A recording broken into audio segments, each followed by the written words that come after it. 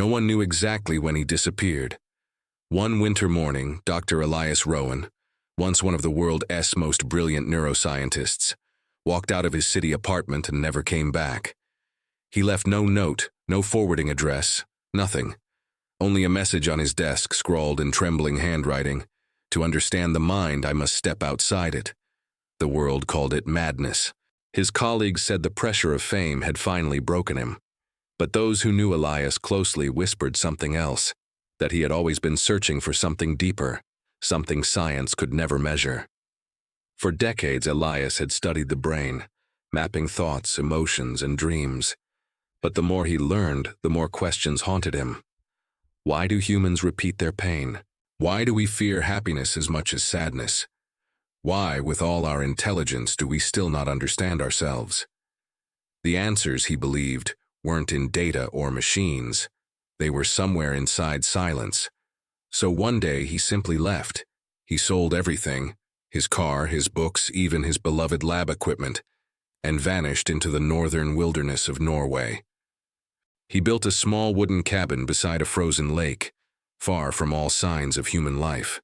There was no electricity, no phone, no sound except the wind. The first months nearly broke him. He wasn't used to the silence. It was deafening, louder than any city, louder than any thought. At night, he'd lie awake hearing his mind scream. Every regret, every fear, every loss came back to haunt him. He wrote in his journal, "The mind is like a wild animal. When trapped in silence, it fights.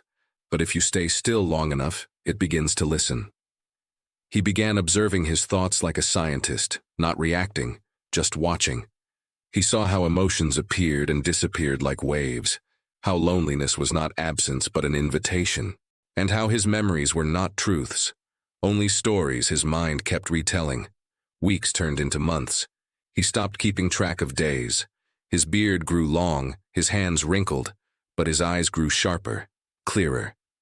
He began to notice tiny details, the rhythm of his breath, the pattern of snowflakes on his window, the quiet hum of his heartbeat. He realized that the mind was not something inside the skull. It was everything he experienced. It wasn't his thoughts that created the world. It was the world that shaped his thoughts. And slowly, something incredible began to happen. The endless noise of his inner voice faded. In its place came a deep calm, not emptiness but awareness.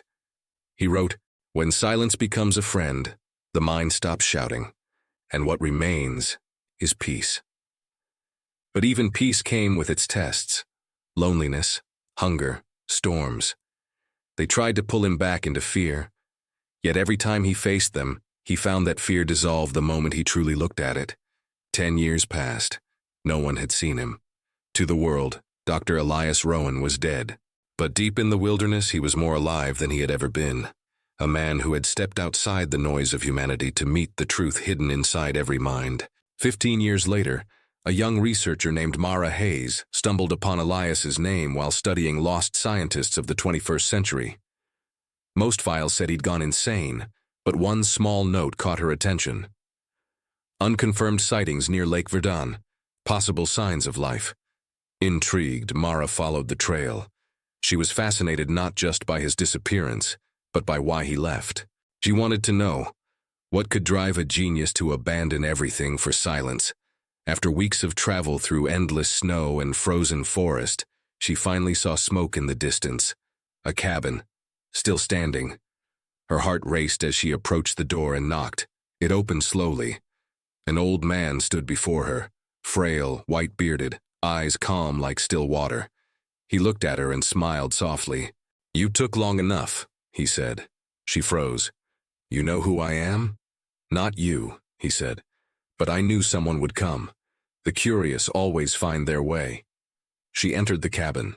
Inside were hundreds of journals stacked neatly along the walls, filled with years of handwriting. Mara asked, "Why did you leave everything behind?" Elias chuckled gently. "Because I wanted to hear the mind without the world's echo. And when I did, I found something far greater than thought." For days, Mara stayed and listened to his story. He spoke of the years of silence, the fear, the hallucinations, the moments he thought he was losing his sanity, until one morning everything went quiet inside him. He said, "That's when I realized, I am not my thoughts. I'm the one who sees them." He told her how the mind behaves like a storm, spinning endlessly around itself until silence breaks the pattern. Humans live trapped in noise, he said. They call it thinking, but it's just running in circles. Mara asked, "And what did you find when the thoughts stopped?" He looked at the frozen lake outside and smiled. "Peace, not happiness, not excitement, just peace. The kind that doesn't depend on anything." Before she left, Mara asked if he'd ever return to the world.